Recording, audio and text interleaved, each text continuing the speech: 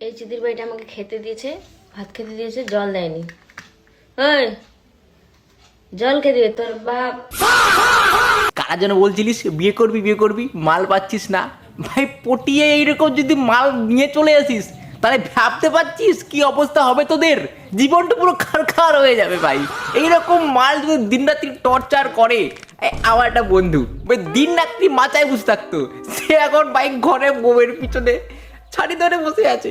ভাবুন এইরকম অবস্থা ভাই, সহ্য করতে হবে ভাই। আর প্রেম করে বিয়ে করবি কত জ্বালা তাই না? শালা বিয়ের আগে কত নাটক মারাতো, আর এখন ঠেলটা বুঝতে পারতিস তো? ওই জন্য বলছি ভাই প্রেম করে বিয়ে করবি না। এইরকম মেয়েরা যদি কপালে জুটে যায় লাইফ বাই শেষ। বিয়ের আগে কত নাটক দেখাবে আর বিয়ের পর এই হাল হবে।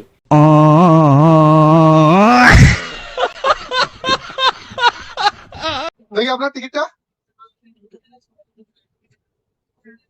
ঠিক আছে, দেখি আপনারটা দেখি। হ্যাঁ এটা কি রে? এটা টিকিট কে দিল? কোথায় পেলি? স্টেশনের উপরে স্যার।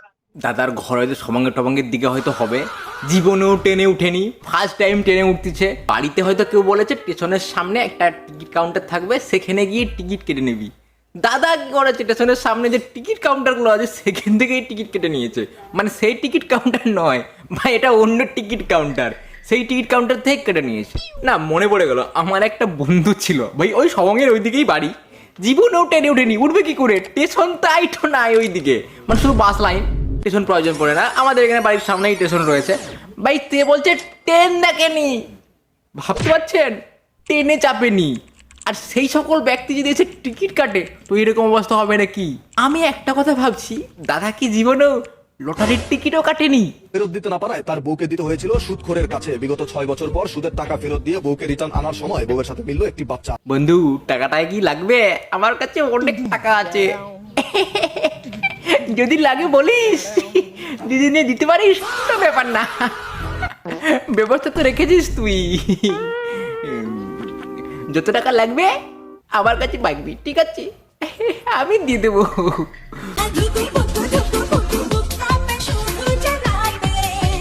দাদা এখানে প্রমাণ করে দিল যে মেয়েরা শুধু নয় ছেলেরাও পারে ভিডিও বানাতে, রিলস বানাতে। শুধু মেয়েরা নাচবে সেরকম তো না, এখানে ছেলেরাও করতে পারে, মানে নাচ। দাদা ড্যান্স দেখে এখানে কয়েকটা মেয়ে যে কতটা পরিমাণে পাগল সেটা দাদার কমেন্টে গিয়ে আমি এক্ষুনি দেখে এলাম। কেউ কেউ তো বলছে কত রেট নেবেন, আবার কেউ কেউ তো বলছে দাদা এত ছোট কেন?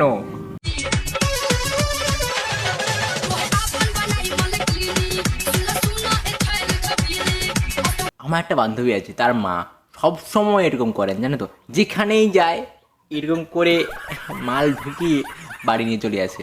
রাত্রিবেলা তো খেতে হবে তাই না, দিনের বেলা খাবার, রাত্রিবেলা সেই খাবারগুলোকেই দিয়ে পান্ত দিয়ে ছাঁটিয়ে খাওয়া আলাদা লেভেলেরই মজা। এই মজাটা যারা যারা খায় তারাই বলতে পারবে। আর তোমরা কমেন্টে কিন্তু অবশ্যই জানাবে কার কার বান্ধবীর মা এরকম টাইপের করে, একটু কমেন্ট করে জানিয়ে যাও তো। আর এই সকল বান্ধবীর মাদের কি বলা উচিত একটু তোমরাও কমেন্ট করে জানাবে। আর হ্যাঁ, তোমাদের কমেন্টগুলো আমি পরের ভিডিওতে সবার সামনে তুলে ধরবো, বুঝতে পেরেছেন? আর ভিডিওটা কেমন লেগেছে অবশ্যই কমেন্ট করে জানান। আর ভিডিও ভালো লাগলে অবশ্যই লাইক কমেন্ট শেয়ার, চ্যানেলটি সাবস্ক্রাইব করে দেবেন। আর এরকমভাবে আমার পাশে থাকবেন।